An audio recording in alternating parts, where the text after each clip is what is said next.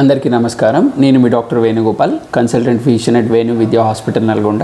చాలామంది అడుగుతుంటారు, sir liver జబ్బులు, లివర్ డిసీజెస్ వచ్చినప్పుడు మేము ఎర్లీగా గుర్తుపట్టాలంటే ఏం చేయాలి అని అడుగుతుంటారు.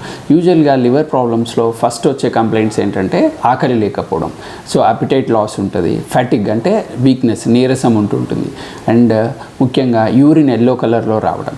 అండ్ యూరిన్ ఎల్లో కలర్ రావడం కూడా జాండిస్లో కూడా మళ్ళీ కాంజుగేటెడ్ హైపర్బిలిరుబినిమియా, అన్కాంజుగేటెడ్ హైపర్బిలిరుబినిమియా అంటే రెండు ఎంటిటీస్ ఉంటాయి. ఇది కామన్గా చెప్పాలంటే అందరు పబ్లిక్ ఏమని మాట్లాడుకుంటారంటే పచ్చ కామెర్లు అండ్ తెల్ల కామెర్లు అని మాట్లాడుకుంటారు. సో యూజువల్గా ఈ పచ్చ కామెర్లు అంటే ఎల్లో జాండీస్ అని అనుకునే దాంట్లో యూరిన్ ఎల్లో కలర్లో వస్తుంది, అది ఎర్లీగా రికగ్నైజ్ చేస్తారు, హాస్పిటల్కి తొందరగా వస్తారు.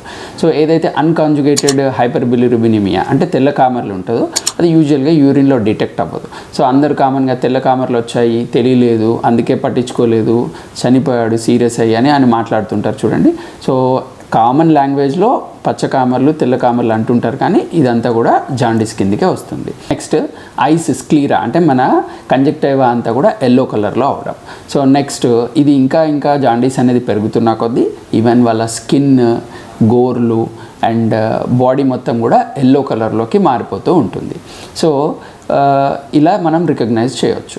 సో ఇది ఇంకా ప్రోగ్రెస్ అయ్యి లివర్ ఫెయిల్యూర్, లివర్ డ్యామేజ్లోకి వెళ్ళాయి అనుకోండి, suppose like alcoholic liver disease, chronic liver disease, liver ఫెయిల్యూర్లో ఉన్నప్పుడు ఫస్ట్ మనకి కడుపులో నీరు రావడము, తర్వాత కాళ్ళల్లో నీరు రావడము, ఆ తర్వాత ఒళ్ళంతా నీరు రావడము, అండ్ ఎక్కడ నొక్కినా గుంటలు పడడము, ఇదంతా లాస్ట్ స్టేజెస్లో ఉంటుంది.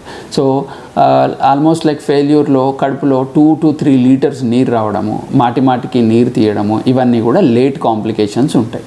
సో ఎర్లీగా డిటెక్ట్ చేయాలి అంటే మాత్రం మనము ఎక్కువ ఐస్ అబ్జర్వ్ చేసుకోవాలి.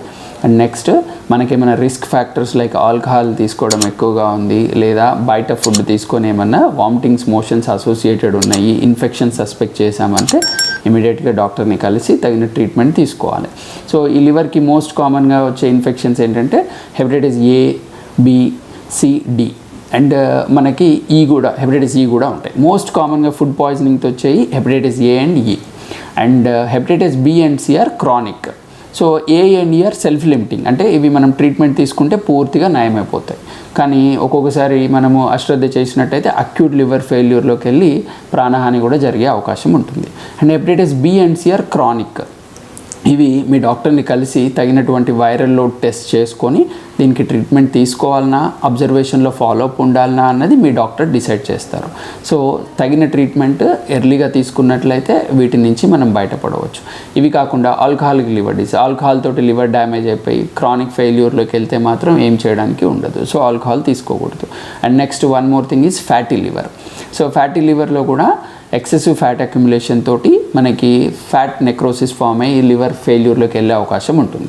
సో ఫ్యాటీ లివర్కి మెయిన్గా ఏం చేయాలంటే వెయిట్ రిడక్షన్, మెయిన్గా ఎక్సర్సైజ్ చేసినట్టయితే ఫ్యాటీ లివర్ నుంచి కూడా మనము తప్పించుకోవచ్చు. ధన్యవాదాలు.